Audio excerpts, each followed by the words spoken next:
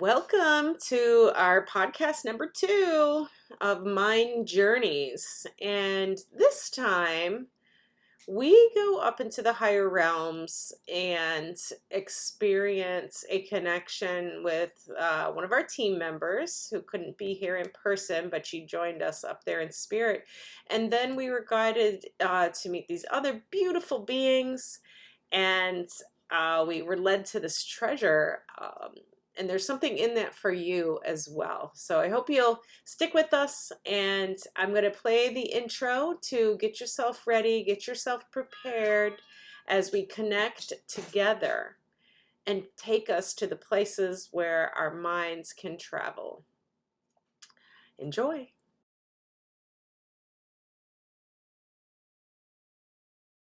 You just find a comfortable chair, and that's all he required. It's just, a nice, comfortable way to recline. The basic thing is so that your body is not a distraction to your imagination, where you can kind of just let everything go physically. I mean, whatever your body is comfortable with. The point is so that, no, you don't have to attend your body at all.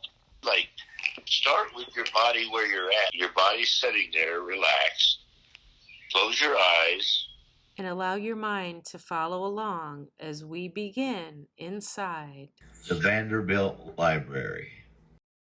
You feel the fire. It's a fall day up in Asheville, North Carolina, so you'd have some kind of like a fire in the fireplace.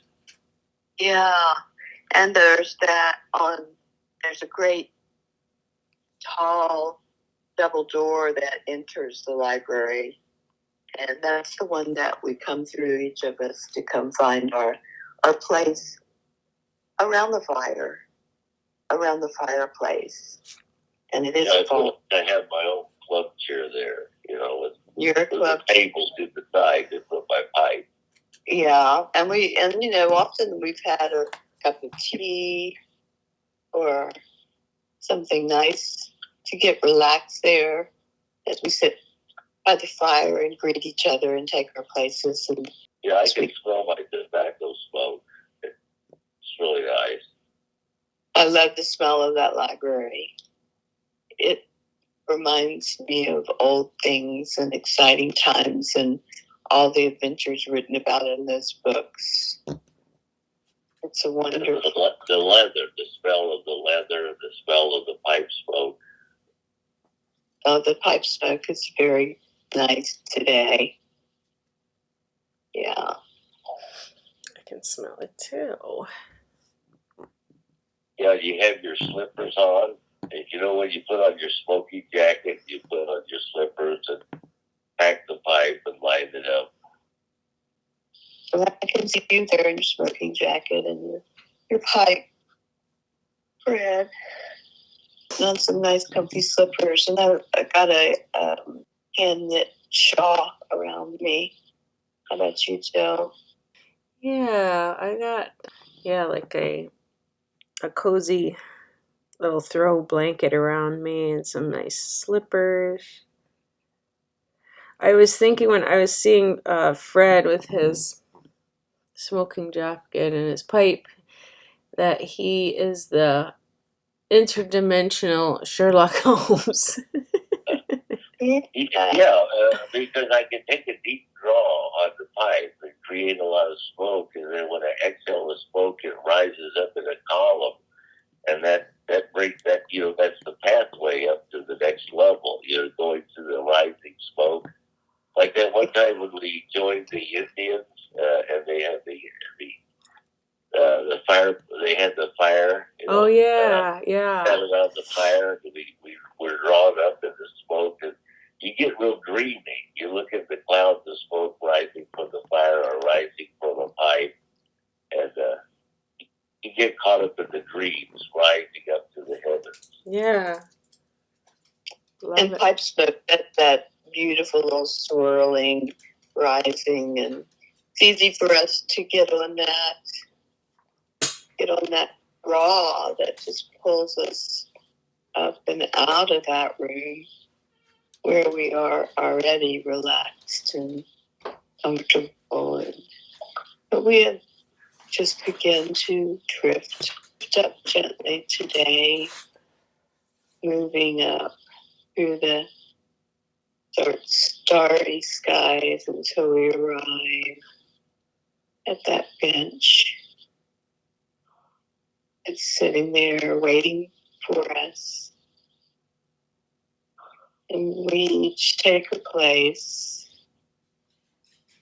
leaving space for Vanessa to join us.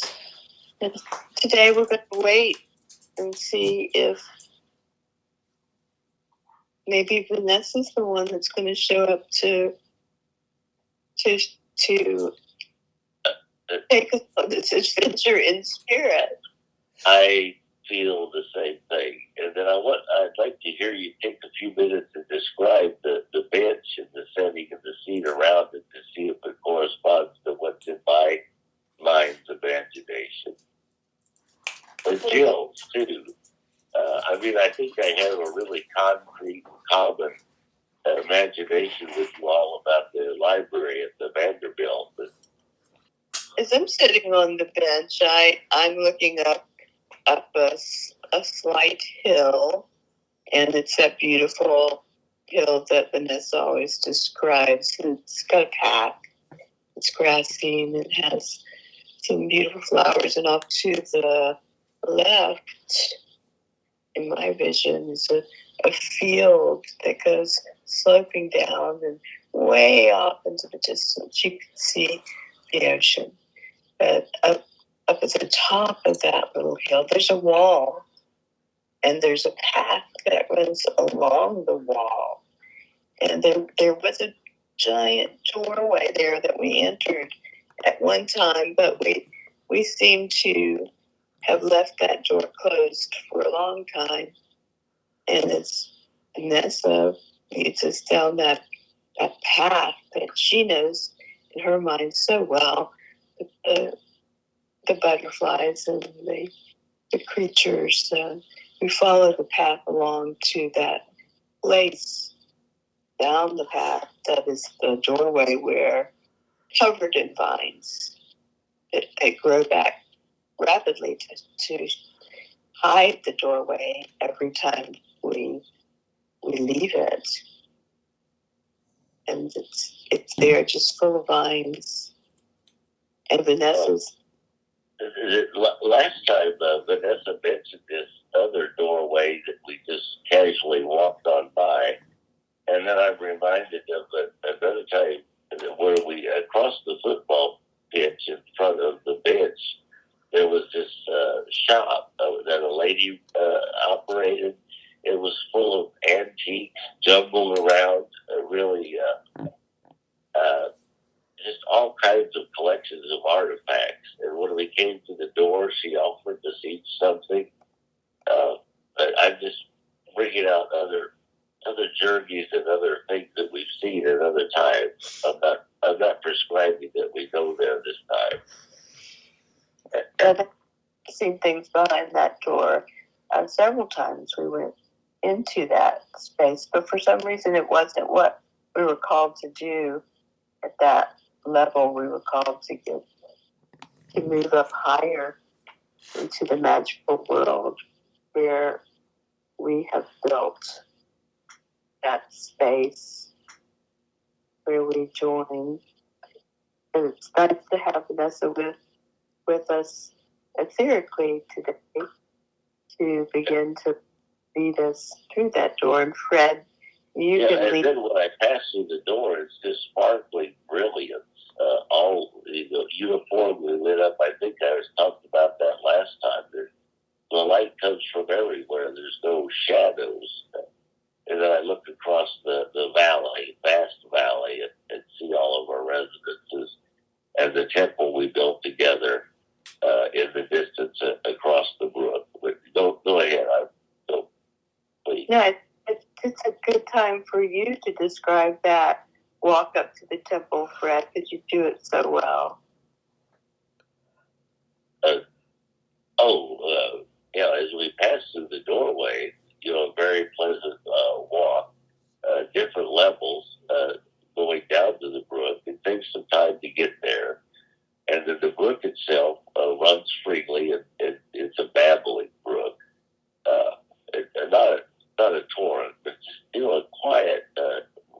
peaceful.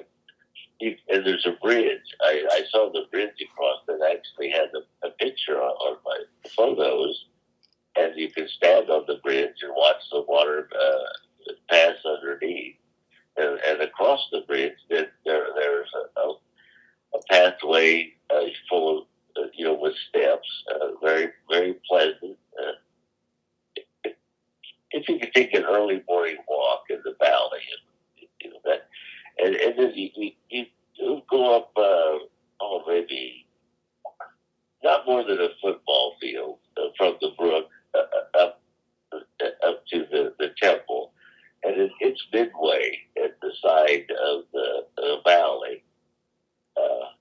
And then we carefully built the temple so that it's mathematically correct. At this level, mathematics are profound. Mathematics are the key to our understanding the universe. So it's appropriate that our temple be built with mathematical precision, because it's not just a temple. It's our entryway up to the next level.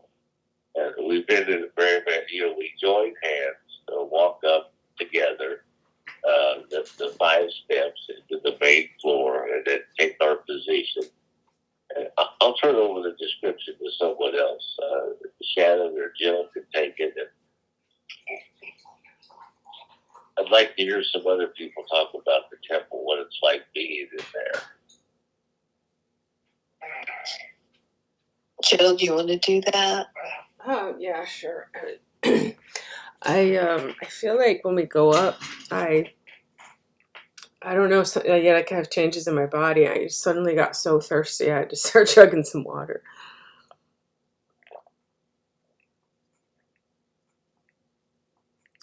This exercise that we're doing seems casual, but it's not. There's a tremendous amount of mental energy. And your body, I think we all know physiologically that the brain consumes the major calories in the body. And it requires a lot of moisture as well. So it's appropriate that you be properly nourished and hydrated. Okay, so I feel like that we're being pulled up from the center of the floor with that Fibonacci sequence in the tile. We're being drawn up by this light, like this etheric light, and it's pretty quickly. And I do feel like there's 4 of us there. Vanessa's not on the call, but she is with us as we rise up this column of light. It feels to me like an express elevator. Yeah. It's not contained. It's a platform you can see all around, but it's going to the top very quickly. Yeah. I don't. Go ahead. I agree. It was pretty rapid, and then there is no ceiling to that temple anymore. It's just kind of turns into this next level of the deep dark sky looking level. A little bit of mist around our feet with the perfect temperature around our bodies. And gravity seems to have left us, yet we have balance and centering and alignment in the body. It's not like we're floating around like people imagine, maybe in a spaceship. We're completely stable in our being, kind of. But the gravity, the feeling of the body is gone.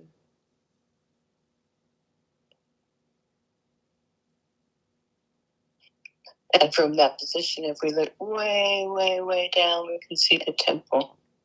And I want to say as you accelerate to higher levels, you get into the beings that exist there at an energy level that they're uncomfortable.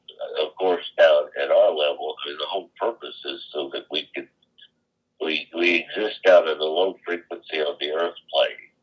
higher we go, the more you get involved in their areas of love, where you can feel the intensity of the environment of love.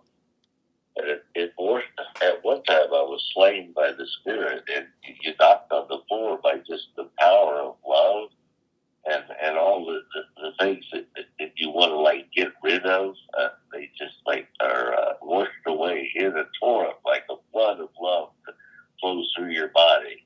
Yeah. And it washes all the debris. But as you get higher and higher, then you get involved with beings that exist up there that would be very uncomfortable at our level or even mid levels.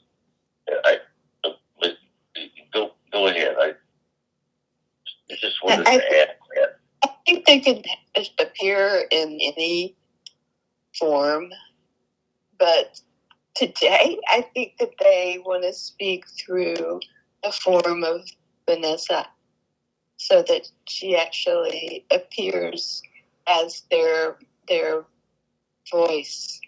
Their emissary or diplomat. I can see her now, and it's like a hologram. She's appeared like a hologram.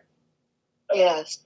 But we have to be ready for a telepathic. But maybe it is words. What do you guys hear or see?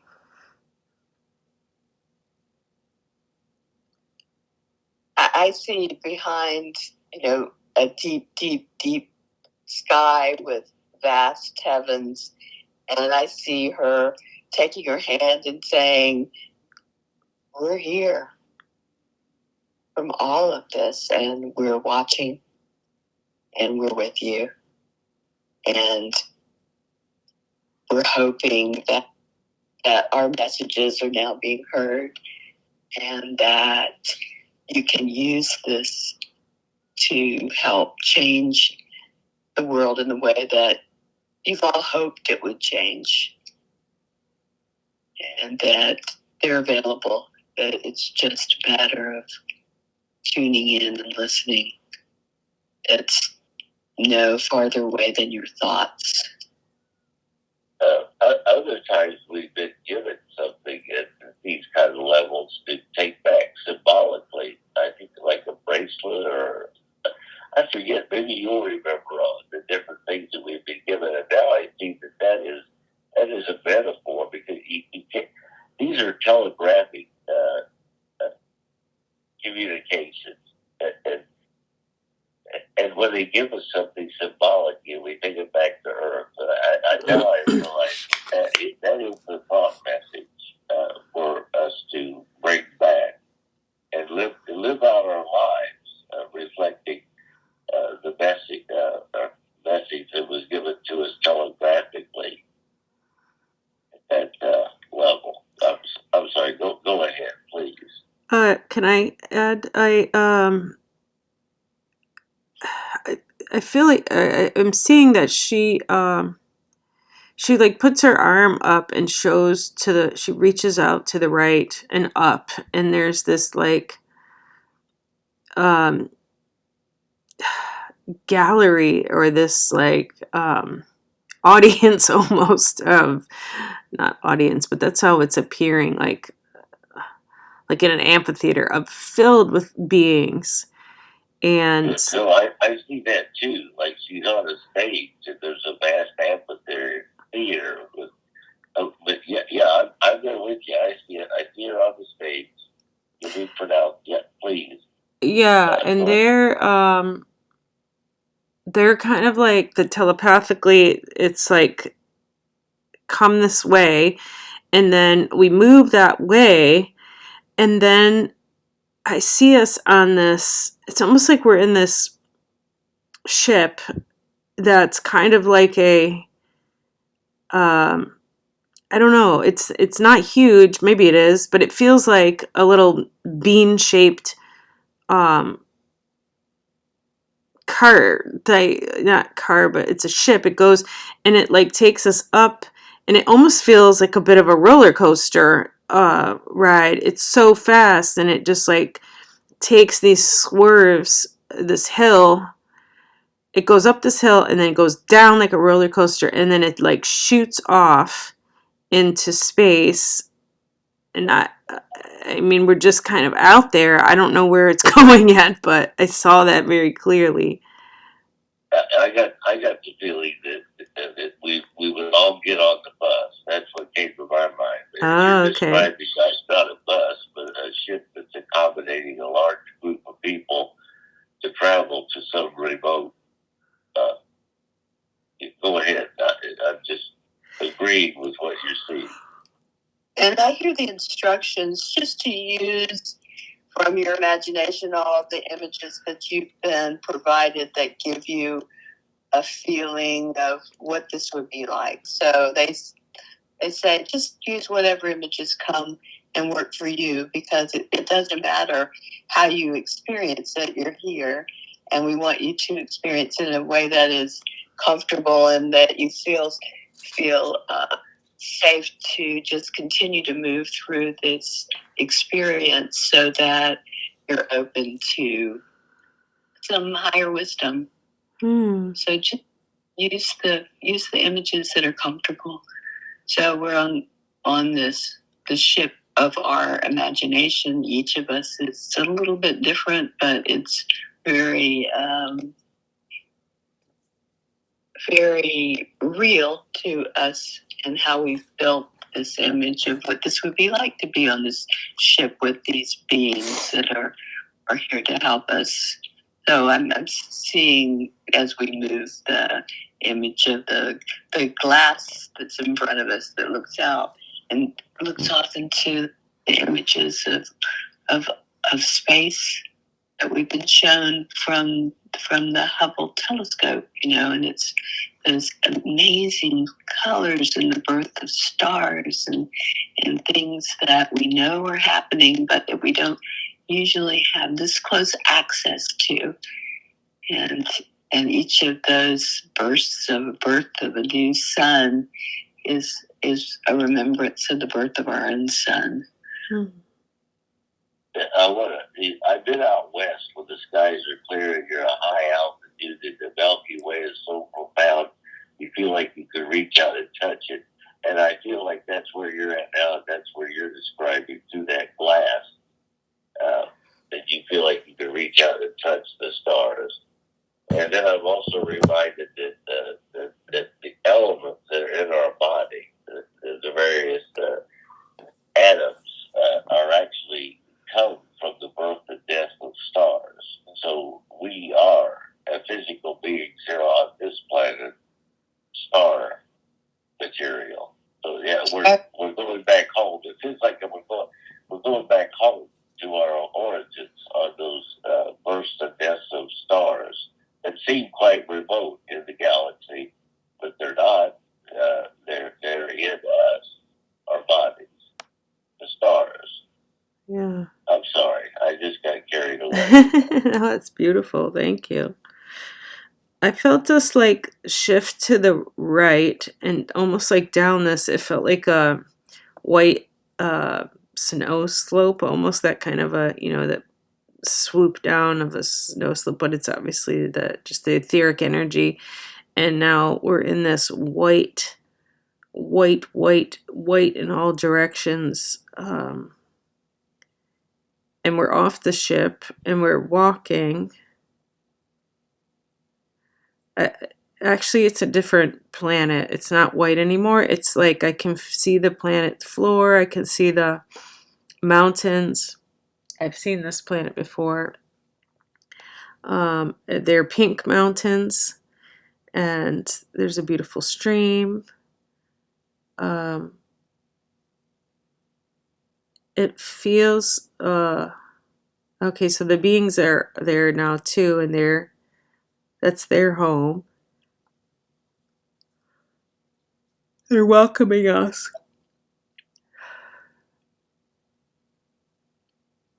And they're reminding us to use whatever image is comfortable for us. So one of the things is I think they have this beautiful chest that it's like a treasure chest, but it's a big one that they're kind of standing around and smiling and saying, "Here are some answers for you. Come and open this chest." Oh, yes. Oh, it's filled with rubies and stuff. You can reach in and take whatever. I mean, you can take what you feel like you need. Like,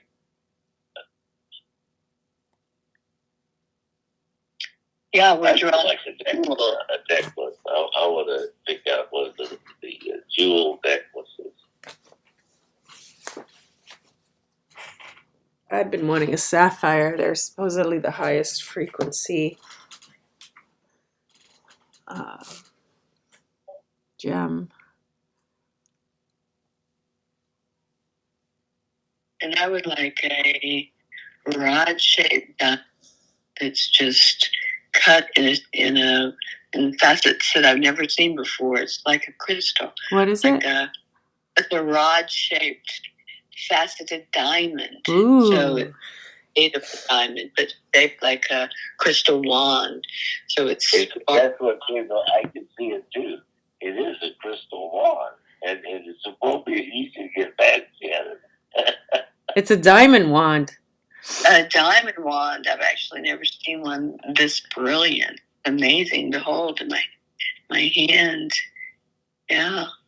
Yeah, it's a long single. It's a single crystal of diamond, but it's like 12 inches long or something with the tip, and you can bless others with the energy that it imparts. Yeah, and when you hold your sapphire, Jill, what's your sapphire like?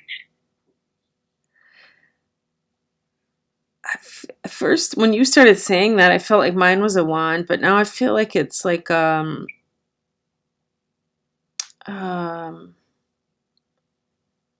it's a ball shape, but it's not a soft-sided. It's like a crystal ball. It's an orb.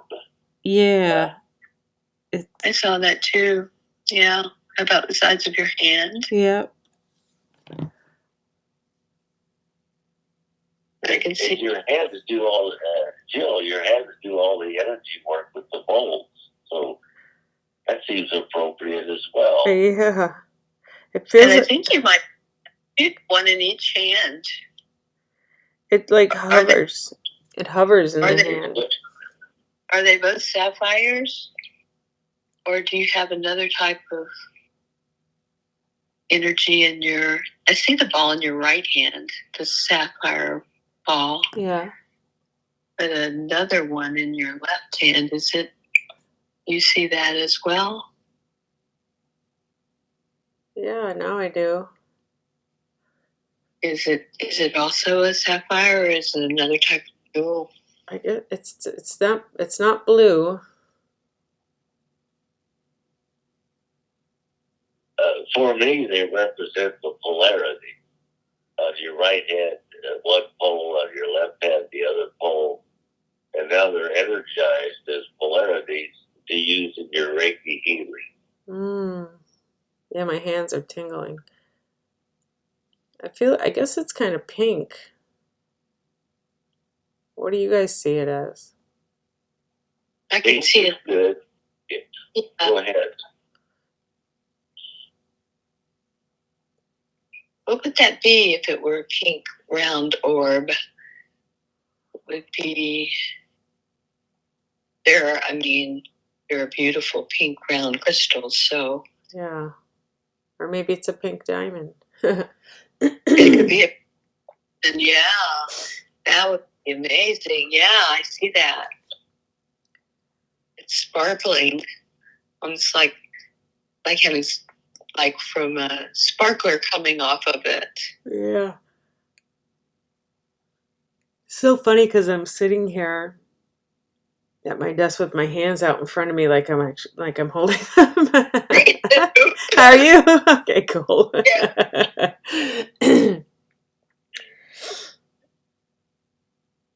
I wonder what our audience is receiving as they reach in.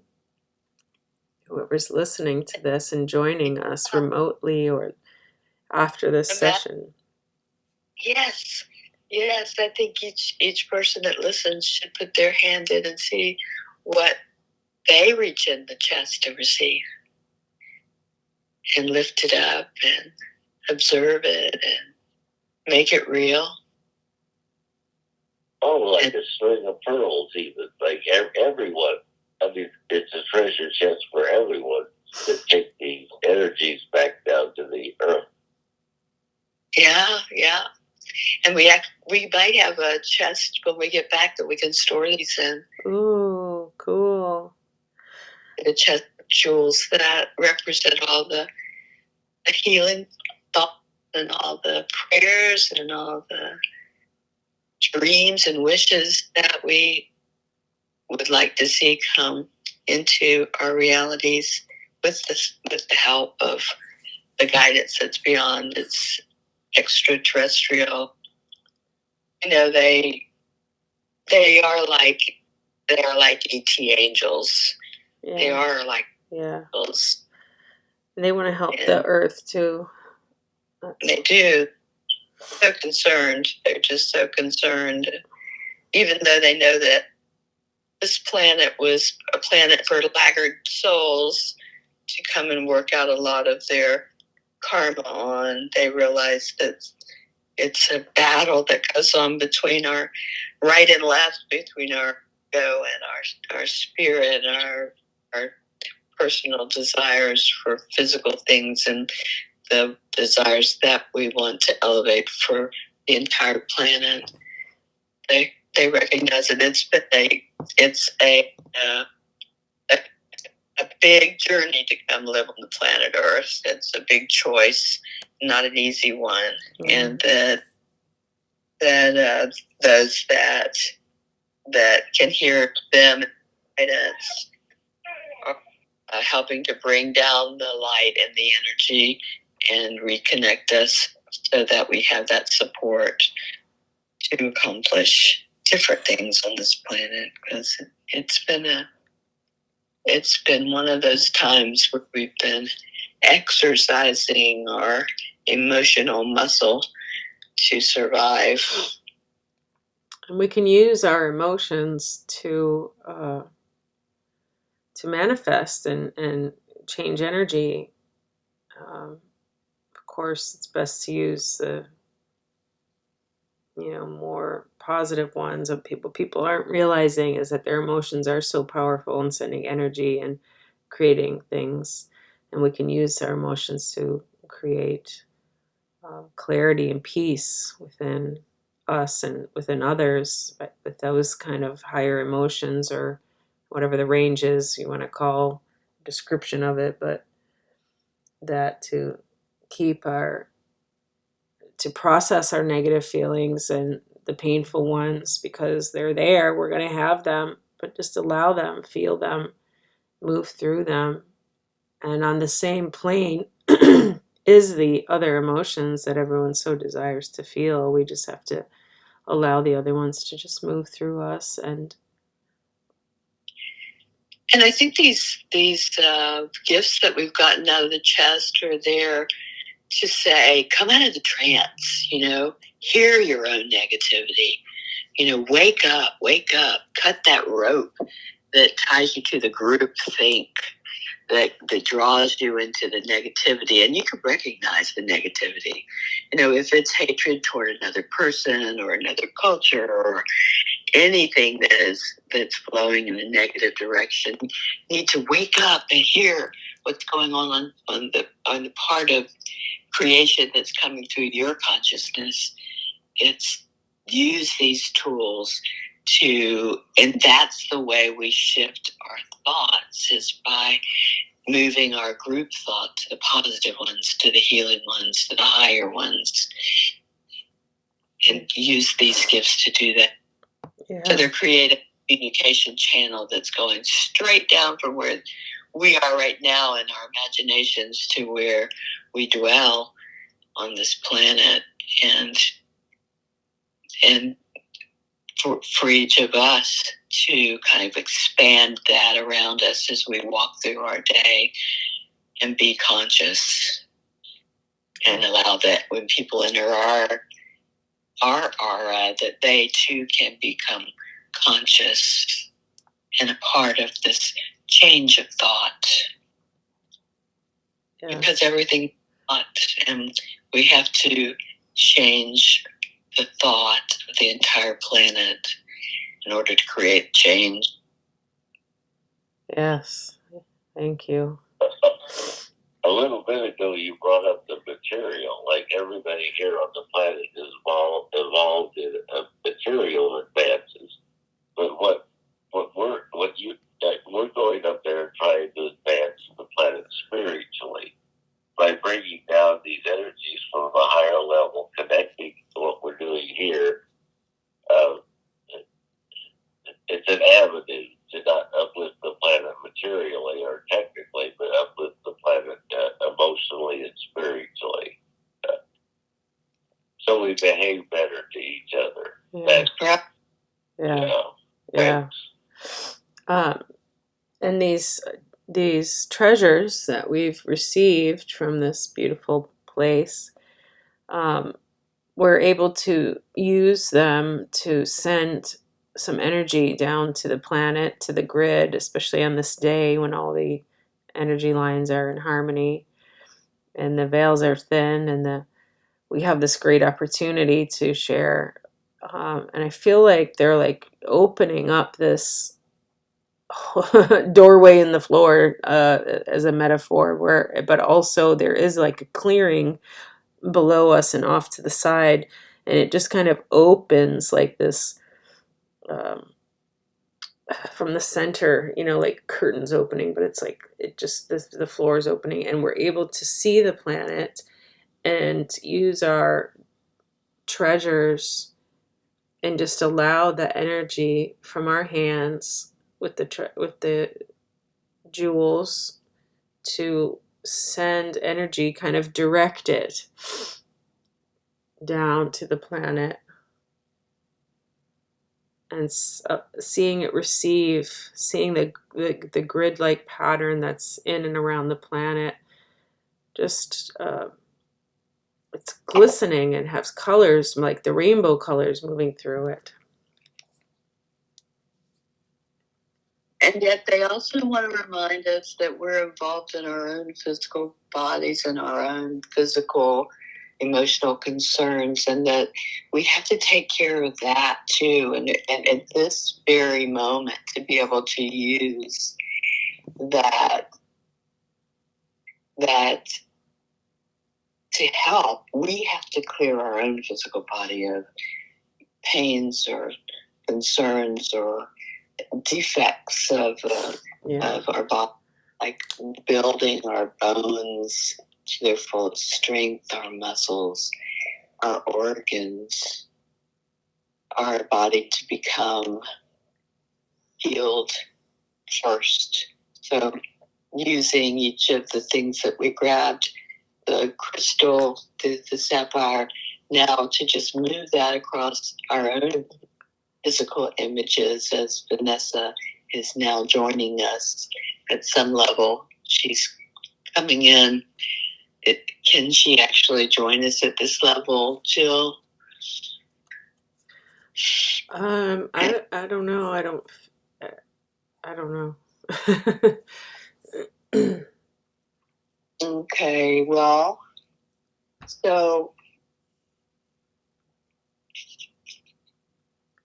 But I hear what you're saying. I think that's really a smart and like received message about using this treasure, whether it's, something that we hold in our hand or just something that we receive into our being that clears and opens and uplifts the physical mind and heart, body, soul,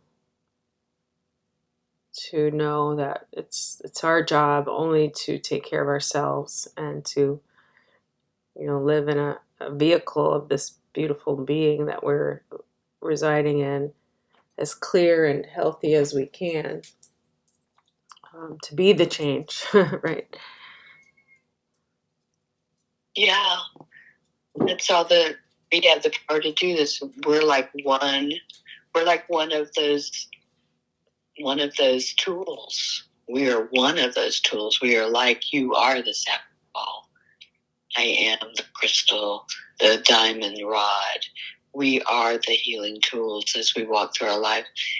If we use it to keep ourselves clear and healed and right, and then use it. I'm imagining that I can just take that diamond rod and just make a large circle. Yeah. So actually making like swirls, circles and swirls in the air of, and that's our path to come down. Yeah.